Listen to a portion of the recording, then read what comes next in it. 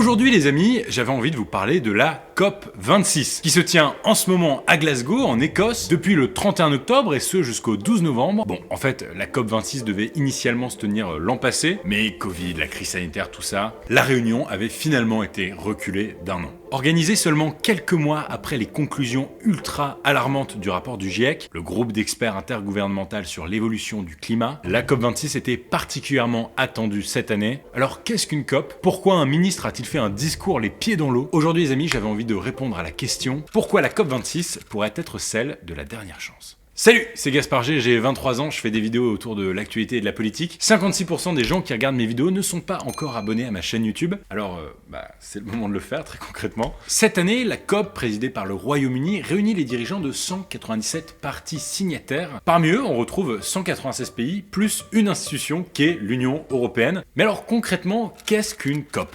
On ne sait pas forcément tout ce que ça veut dire. L'acronyme COP signifie Conference of Parties. Bon, en anglais donc la conférence des parties. Une COP, c'est un rassemblement mondial organisé par l'ONU et qui regroupe tout un tas de mondes différents. Différents dirigeants d'État, mais aussi des ONG, des chercheurs, des scientifiques, des membres de la société civile. Et tout ce beau monde se réunit donc une fois par an, tous les ans dans des pays différents. En fait, le projet de la COP est né en 1992 lors du sommet de la Terre de Rio de Janeiro au Brésil. Le but alors est de créer un rendez-vous annuel entre différents pays. Dans le cadre de la COP, on parle de parties, pour qu'ils établissent des objectifs permettant de stabiliser les émissions de gaz à effet de serre. Alors pour info, si on parle généralement de la COP climat, c'est celle-là d'ailleurs dont je vais vous parler aujourd'hui. Il existe d'autres COP, comme celle sur la biodiversité par exemple, mais qui sont beaucoup moins médiatisées. Alors petit rappel historique, la première COP s'est donc tenue à Berlin en 95 et on retiendra 2 ans plus tard, en 97, donc l'année de ma naissance. Le type se place de manière inutile dans l'argumentaire. La signature du protocole de Kyoto qui a permis de fixer pour la première fois des objectifs de réduction d'émissions de gaz à effet de serre. Bon, il faut noter que ces objectifs ne s'adressaient qu'aux pays développés, donc pas à la Chine par exemple, et que les États-Unis ne l'avaient finalement pas ratifié. Ils n'étaient donc pas juridiquement obligés d'y obéir. En plus de ça, aucune sanction n'était prévue pour les États ne respectant pas les objectifs du protocole. Bref, c'était un peu voué à l'échec cette histoire. Mais plus récemment, une autre COP a été qualifiée d'historique, et pour celle-ci vous étiez né puisque c'était en 2015, et cette COP-là avait permis d'adopter l'accord de Paris.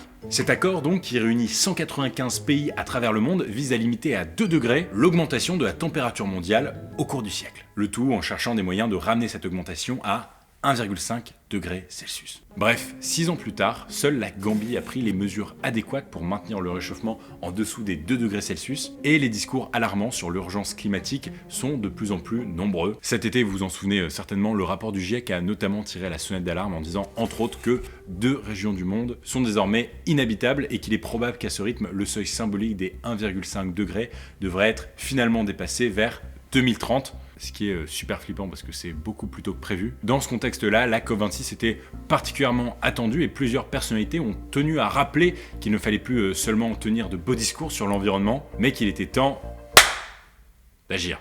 Boris Johnson, d'ailleurs, le Premier ministre britannique, a ouvert la 26e conférence des Nations Unies sur le climat avec un discours allant dans ce sens en disant « Si on ne prend pas au sérieux le changement climatique aujourd'hui, ça risque d'être trop tard pour nos enfants demain ». Quant à la reine Elisabeth II, qui n'a finalement pas pu se rendre à Glasgow, elle a tenu à partager un message à l'ensemble des dirigeants du monde.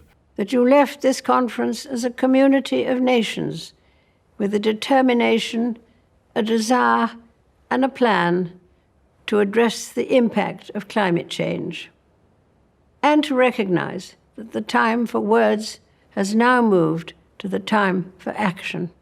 Bref, tu l'auras capté, le mot d'ordre de cette COP, c'est donc l'urgence d'agir. Sauf que tout le monde n'est pas vraiment au rendez-vous cette année. Je parle ici des dirigeants chinois, russes, brésiliens, qui ne se sont pas rendus à Glasgow, alors que pourtant ils gouvernent des États qui font partie des pays les plus pollueurs du monde. Yes. Plusieurs engagements ont quand même été pris pendant la première semaine de la COP. 40 nations se sont notamment engagées à mettre fin au charbon d'ici 2030, mais l'Australie, la Chine, l'Inde ont refusé de signer cet engagement alors qu'ils font partie des plus grands consommateurs de charbon. Un accord pour mettre fin à la déforestation d'ici 2030 a également été annoncé la semaine dernière, et l'Inde a également expliqué viser la neutralité carbone d'ici 2070. Et le problème c'est que si ces objectifs, même si pour certains ils sont pas assez ambitieux, sont d'apparence louable, ils ne sont néanmoins pas contraignants pour le moment. Et ça, les ONG et les activistes le dénoncent fortement. Pour Greta Thunberg, une des militantes les plus connues de notre génération, la COP26, je cite, n'est plus une conférence pour le climat, il s'agit désormais du festival mondial du greenwashing, au cours duquel les politiques font des promesses qui ne sont en réalité que du blabla. It is not a secret that COP26 is a failure. It should be obvious that we cannot solve a crisis with the same methods that got us into it in the first place. L'activiste suédoise n'est pas la seule à critiquer la COP et ce week-end, plusieurs manifestations se sont organisées un peu partout à travers le monde. À Glasgow, ce samedi, des dizaines de milliers de manifestants ont défilé. Ils étaient 100 000 selon les organisateurs. À Paris également, des centaines de personnalités ont défilé et ont même accroché devant l'hôtel de ville une banderole sur laquelle on pouvait lire « Inactif à la COP26, mourant.e.s en 2050 ».